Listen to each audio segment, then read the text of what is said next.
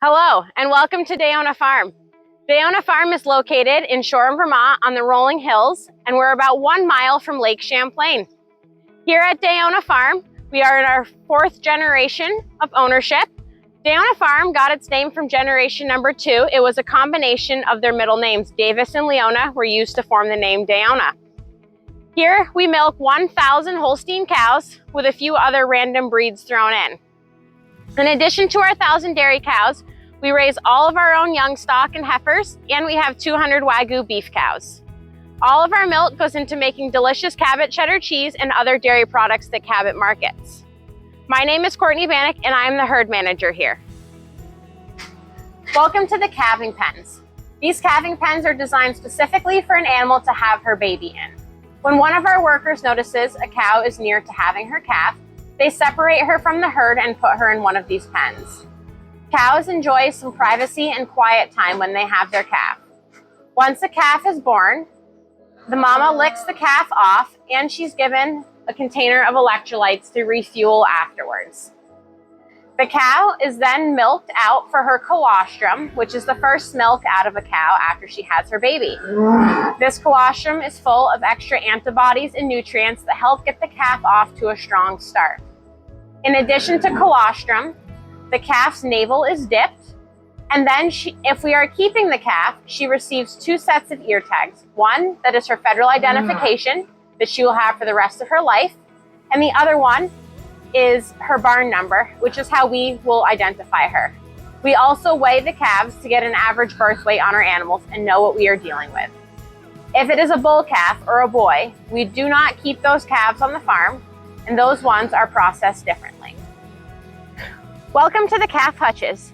Here in the calf hutches is where our newest babies are raised. A newborn calf comes out to the hutches at about 24 hours old, and she lives in one of these individual hutches until she is approximately 2 months old and no longer requiring milk as her only source of feed. Here in the hutches, the calves get 1 gallon of milk for breakfast and 1 gallon of milk for dinner, but then throughout the day and night, they have free choice grain and water. It's important for us for these calves to be housed individually to help minimize the risk of any potential sickness that these calves can get, as when a calf is born, they have no immune system. So this is our most important time to keep our calves healthy. A newborn calf here will stay in these hutches until they're 2 months, and at 2 months, they'll be slowly weaned off of milk, which means we will reduce the amount they get until they no longer need milk to survive. These are our transition pens. When a calf is 60 days old and is weaned, she gets moved from the hutches down to these pens. This is a calf's first experience at group housing. In these transition pens, we have only 4 calves at a time. This allows for the calves to gain understanding of what it means to live with others. In this pen, they receive grain and hay and have free choice water throughout the day as well. When they are in this pen, they get their first set of vaccines to help protect them and build their immune system. This is the pack barn. Our calves come here at about 4 months old, and they spend approximately 1 month here.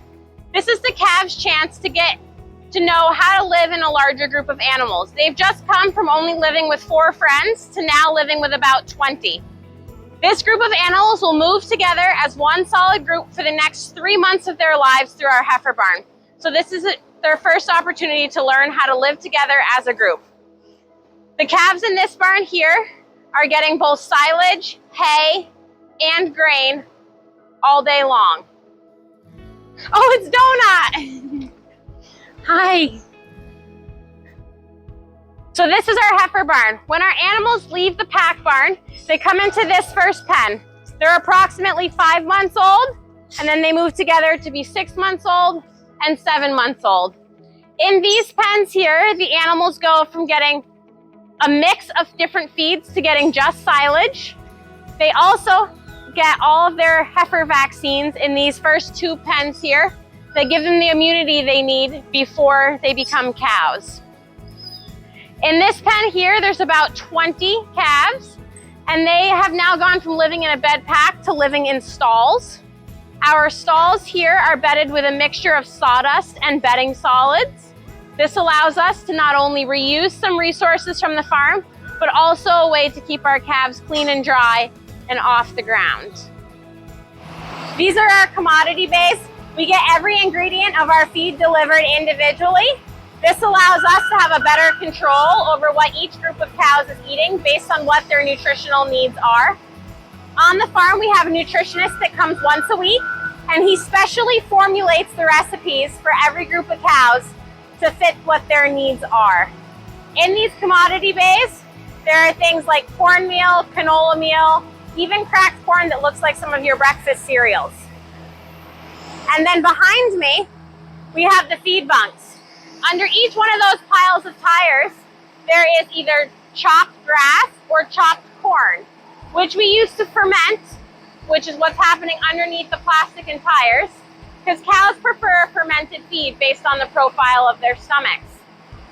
These forages, these corn silage or haylage, are our main primary component to the cows' diets. And the mixer wagon, which you see here, is what is used to mix the recipes for each given group of cows.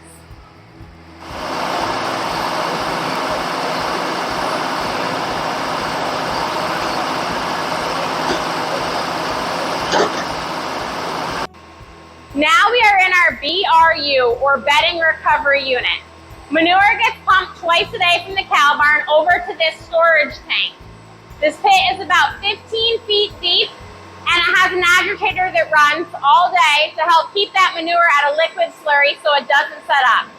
This allows for the manure to be pumped easier over to the screw press. Let's go check that out. So now we're up at the screw press. The manure got pumped from that holding tank over to this screw press. Using a series of screens inside of it and pressure, the liquid and the solids are separated from one another. The liquid transfers up these PVC pipes back out to our manure pit as a highly concentrated nutrient that we then spread on our fields. Whereas the solids come off the press here, and this is just the fibrous pieces of manure. From here, it drops into a hopper and goes down into something that's like a cement truck drum. So this is that cement drum I was talking about. Bedding falls up from upstairs into the cement drum where it turns for a full 24 hours at about 140 to 160 degrees.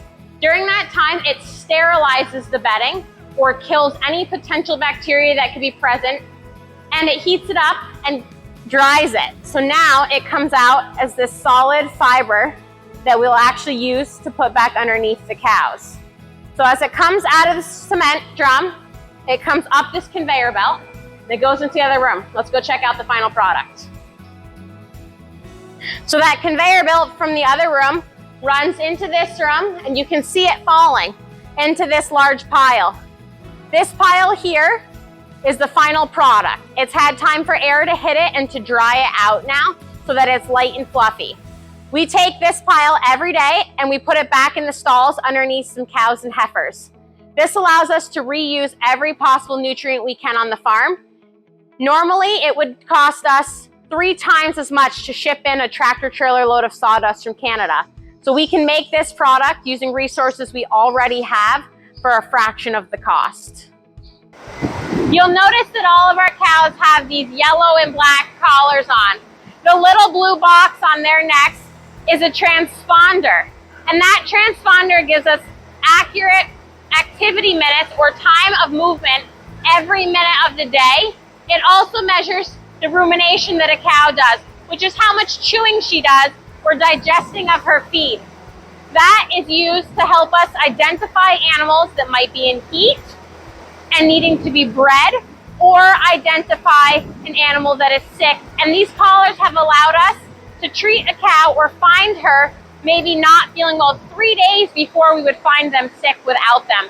So this is allowing us to treat cows quicker so that she stays healthier. Welcome to our new Rotary milking parlor. As you can see here behind me, the cows casually enter at their own pace from the holding area through this little chute, and as the platform moves, a new stall continuously opens up for the next cow to enter. This parlor is turning at about 8 minutes a turn, and it can milk 50 cows at once. As you can see here in our prep stage, We have a worker that is cleaning and disinfecting the teats. The purpose of this is to get all of the soiled manure or dirt off of her teats. The brushes work with some disinfectant to scrub the teats, and then they proceed to dry them.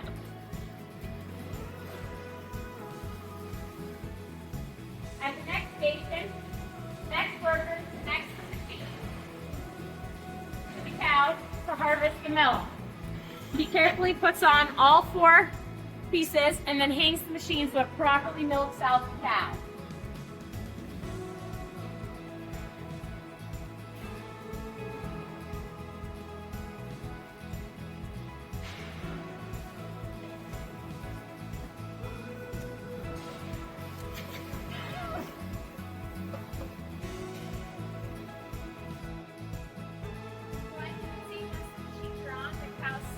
Platform, and as it rotates, the cow still has the opportunity to milk now.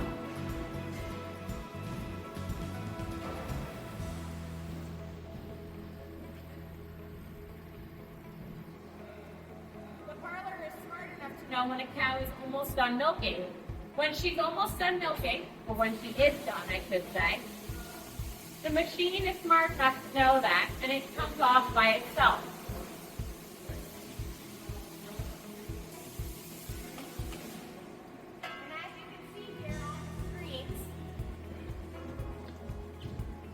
This first number is how much milk she just gave us, and this next number is her ear tag number, so we know what cow she is. And then, when the rotary makes a complete circle, there's a space here for the cows to back off and go back to the barn. The cows back off the rotary by themselves once that bar comes off their back end. Our goal is to harvest the cleanest milk and healthiest milk that we can to ship out to you to be made into delicious dairy products.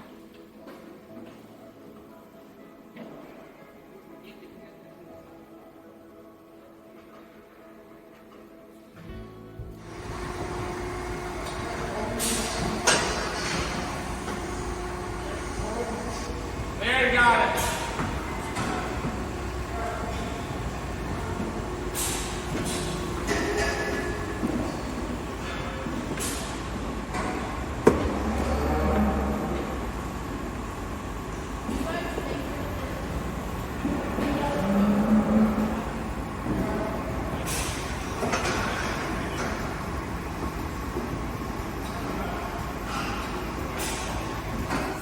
Store. We have a self-serve cooler here full of different Cabot cheese products, as all of our milk goes into making delicious Cabot cheddar cheese or butter. We also have eggs supplied by our local neighbor who is a 4-H kid. And then here, our Wagyu beef that we saw finishing, we have multiple different cuts of beef available for sale for the public. And our neighbor supplies us with some fresh local Vermont maple syrup.